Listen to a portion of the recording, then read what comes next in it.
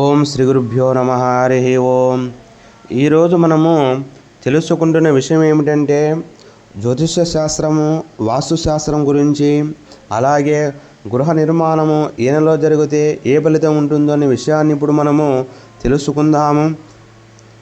వాస్తుశాస్త్రంలో చెప్పబడిన తూర్పు, పరమడ, ఉత్తరము, దక్షిణం అనే 4 దిక్కులకు, ఈశాన్యము, ఆగ్నేయము, నైరుతి మరియు వాయువు అనే 4 విదిక్కులు జ్యోతిశాస్త్రంలో చెప్పబడినది.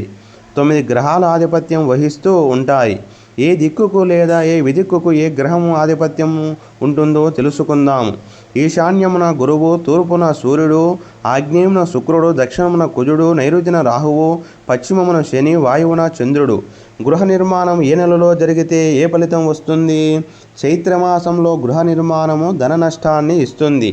వైశాఖ మాసంలో ఇల్లు కడితే అన్ని రకములుగా విజయాలు లభిస్తాయి.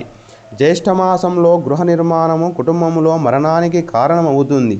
ఆషాఢ మాసంలో ఇల్లు కడితే పాడి పశువులు లేదా వాహన నష్టము అవుతాయి. శ్రావణ మాసంలో గృహ నిర్మాణం అనేక మందికి భుక్తిని కలిగి శక్తిని వస్తుంది. భాద్రపద మాసంలో ఇంటి నిర్మాణం వలన ఇంట్లో రోగాలు స్థిరపడుతాయి. ఆశ్వీజ మాసంలో ఇల్లు కడితే ఇంట్లో వారితో లేదా పొరుగు వారితో కలహాలు వస్తాయి. కార్తీక మాసంలో గృహ నిర్మాణం సంపదను ప్రసాదిస్తుంది. మార్గశిర మాసంలో గృహ నిర్మాణం ప్రేతం మరియు శత్రు భయాన్ని కలిగిస్తుంది. పుష్యమాసంలో ఇంటి నిర్మాణం జరిగితే ఆ ఇంట్లో విద్యుత్ లేదా పొయ్యి వలన అగ్ని ప్రమాదాలు జరుగుతాయి. మాఘమాసంలో ఇల్లు కడితే ఇంట్లో తరచుగా శుభకార్యక్రమాలు జరుగుతాయి. పాల్గొన మాసంలో గృహ నిర్మాణం జరిగితే ఆభరణములు మరియు బంగారు అదృశ్యమైపోతాయి. ఇంకా చయామయు మరియు అధిక మాసాల్లో జరిగే నిర్మాణము తప్పనిసరిగా గృహ నిర్మాణంకు అశుభాలు కలిగిస్తాయి.